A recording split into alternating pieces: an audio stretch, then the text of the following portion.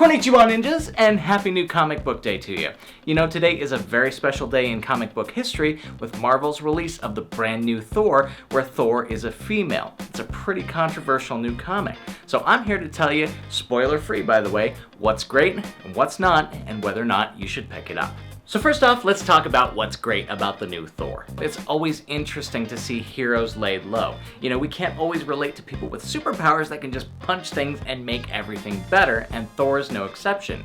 This story leaves off right where Thor God of Thunder did, and Thor has lost his powers after Nick Fury whispered some unknown secret in his ears. So I really like that premise. As you get a little further into the story, you find out that Freya, the All-Mother, has been watching over Asgardia after Odin left on a self-imposed exile. On Odin's return and on seeing Thor's current state, it's nothing but bickering between Odin and Freya, and this is actually one of the more interesting elements of this book. One thing that I found particularly interesting about this book, though, was the fact that we actually don't learn the identity of the new wielder of Mjolnir. The most obvious choice would be Freya, the All-Mother, especially given that she's been ruling over Asgardia after Odin left. However, this could also be just nothing more than a red herring meant to throw us off the trail of who's actually going to play the new female Thor. Guess we'll have to see in the next episode. And finally, for things that I really liked about this book was the fact that Thor, Odin's son, is still going to clearly play a major role in this story.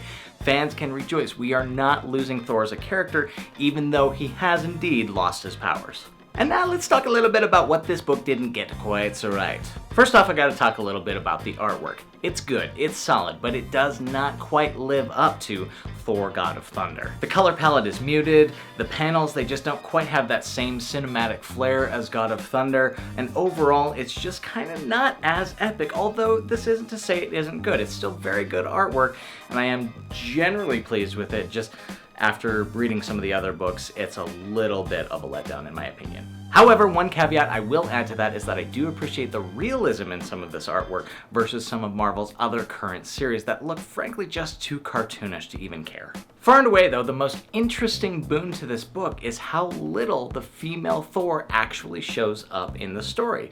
You would think that as much buzz as this has generated and as controversial of a topic as it is, female Thor would show up quite a bit more than she does in this book, and she just doesn't. I will add though that when she does show up, it is awesome. So overall, what's the verdict? The new Thor is a promising series, and this is a good first entry. It is not a great first entry though. I would say it's definitely worth a read though, and I'm really looking forward to see where the story goes. I would put this in the should buy category. Sorry, it doesn't quite make it into the must buy category. And there you have it, my review of the brand new Thor, where Thor is a female. Well, what did you guys think? Did you get a chance to read it? Do you plan on picking it up?